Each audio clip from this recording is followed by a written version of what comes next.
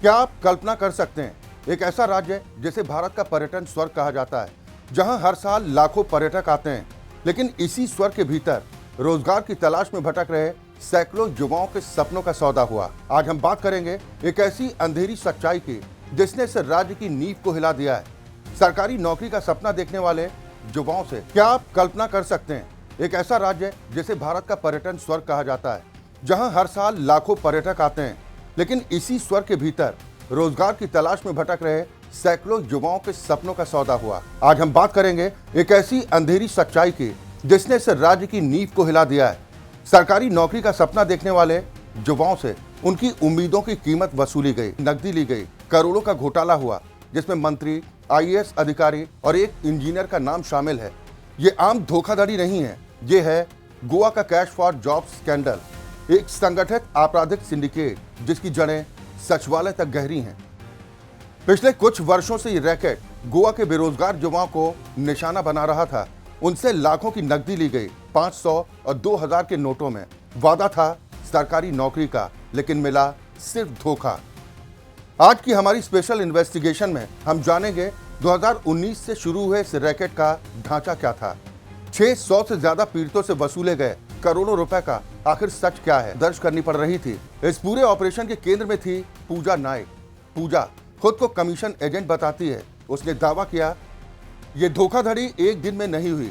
Reports बताती हैं ये संगठित रैकेट 2019 के अंत से शुरू हुआ और देखते ही देखते राज्य के आधे से ज्यादा हिस्सों में फैल गया। पुलिस को औसतन हर दिन एक नई एफआईआर दर्ज करनी पड़ रही थी। इस पूरे ऑपरेशन के केंद्र में थी पूजा नायक।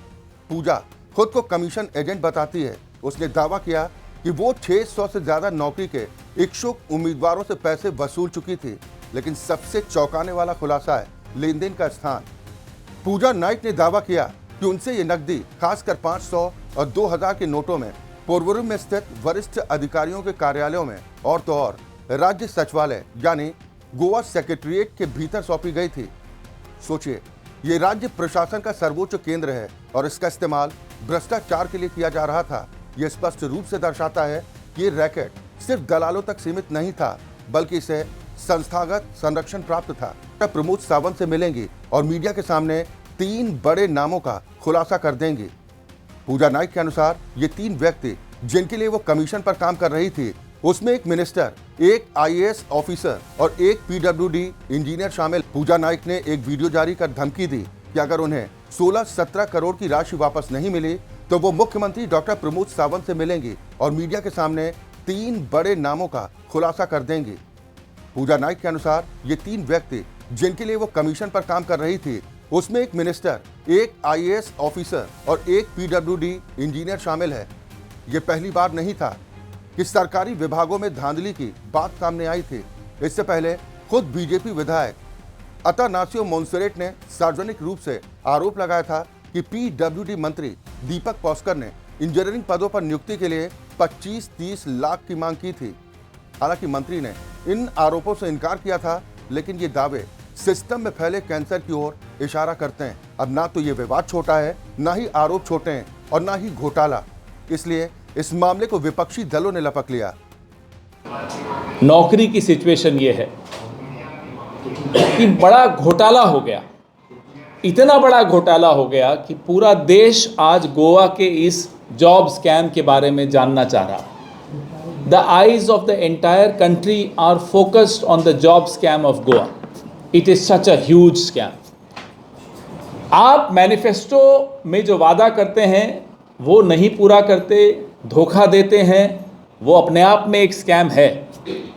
लेकिन उससे बड़ा स्कैम कि आप नौजवानों से, अनएम्प्लॉयड यूथ से 30-40 लाख रुपए लेते हो नौकरी देने के लिए और नौकरी नहीं देते और पैसा गायब, न नौकरी मिली न पैसा वापस मिला। इसलिए पूरा देश चिंता कर रहा है कि गोवा के साथ, गोवा के नौजवान के साथ भारतीय जनता पार्टी ऐसा अत्याचार, ऐसा अन्याय क्यों कर रही है। अब ये पूजा नायक, पूरे देश में अब ये नाम फैल गया। पूजा नायक ने कुछ नाम लिए, ये तो रिकॉर्डेड स्टेटमेंट होगा। अदालत में होगा, पुलिस के पास होगा, सरकार के पास ये स्टेटमेंट होगा, 161 का होगा। उस स्टेटमेंट में उन्होंने मंत्री का नाम लिया, आईएएस अधिकारियों का नाम लिया, इंजीनियर्स का नाम लिया। कहाँ है वो नाम? इन गंभीर आरोपों पर मुख्यमंत्री डॉक्टर प्रमोद सावंत ने फौरन कार्रवाई का आश्वासन दिया और कहा कि उन्होंने पुलिस को निर्देश दिया है कि पूजा नाइक के आरोपों के आधार पर एक नई एफआईआर तुरंत दर्ज की जाए। जांच अधिकारी को पूरी स्वतंत्रता दी गई कि वो नाइक द्वारा बताए गए किसी भी व्यक्ति का नाम रिकॉर्ड करें। भर्ती प्रक्रिया पारदर्शी है। इन गंभीर आरोपों पर मुख्यमंत्री डॉक्टर प्रमोद सावंत ने फौरन कार्रवाई का आश्वासन दिया और कहा कि उन्होंने पुलिस को निर्देश दिया है कि पूजा नाइक के आरोपों के आधार पर एक नई एफआईआर तुरंत दर्ज की जाए। जांच अधिकारी को पूरी स्वतंत्रता दी गई कि वो नाइक द्वारा बताए गए किसी भी व्यक्ति का नाम रिकॉर्ड करें। भर्ती प्रक्रिया पारदर्शी है। सरकार किसी के आगे नहीं झुकेगी और जो भी दोषी पाया जाएगा उसके खिलाफ सख्त कार्रवाई होगी।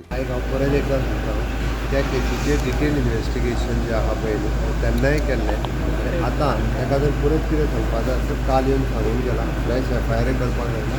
कोण आहा ताका उरलेल्यांकूय इन्व्हेस्टिगेशनाक आपोवंक लायता। तेणी नांवां कोणाची जर घेतला आसत जाल्यार ताका इन्व्हेस्टिगेशनाक आपोवपाक लायता। हांगा क्रायम ब्रांच इन्वेस्टिगेट करता। क्रायम ब्रांच करूं न्ही, जो कोण पळय हे चॅनल हें करता पळय ताका क्वेश्चन विचारता, तुमी ताका विचारा, ते क्वेश्चन विचारता ताका की तागेलो भाव PWC लागलो, ताणें कितले पयशे दिले काय तो मेरिटाचेर लागलो त्या वेळार, कितले विचारा। गोवा का कैश फॉर जॉब्स घोटाला सिर्फ एक धोखाधड़ी नहीं है, ये एक प्रणालीगत विफलता है। लेकिन असली सवाल अब भी अनसुलझा है। 600 परिवारों के सपनों का सौदा करने वाले इस आपराधिक नेटवर्क के वास्तविक संरक्षक आखिर हैं कौन? गोवा का कैश फॉर जॉब्स घोटाला सिर्फ एक धोखाधड़ी नहीं है, ये एक प्रणालीगत विफलता है। भर की कमाई गंवाने वाले हताश युवा अब सिर्फ एक ही चीज चाहते हैं, लेकिन असली सवाल अब भी अनसुलझा है। 600 परिवारों के सपनों का सौदा करने वाले इस आपराधिक नेटवर्क के वास्तविक संरक्षक आखिर हैं कौन? ये देखने लायक होगा। मुख्यमंत्री ने निष्पक्ष जांच का वादा किया है। गोवा की जनता और नौकरी की चाह में अपने जीवन भर की कमाई गंवाने वाले हताश युवा अब सिर्फ एक ही चीज चाहते हैं और वो है सिर्फ न्याय। और अंत में मैं यही कहना चाहूंगा कि ये घोटाला गोवा की शासन व्यवस्था पर एक काला धब्बा है और ये देखने लायक होगा कि क्या कानूनी प्रक्रिया की ये मशीनरी राजनीतिक और नौकरशाही के शीर्ष पर बैठे उन शक्तिशाली चेहरों को बेनकाब कर पाती है जिनके सामने पूजा नायक जैसे कलेक्टर सिर्फ मोहरे थे।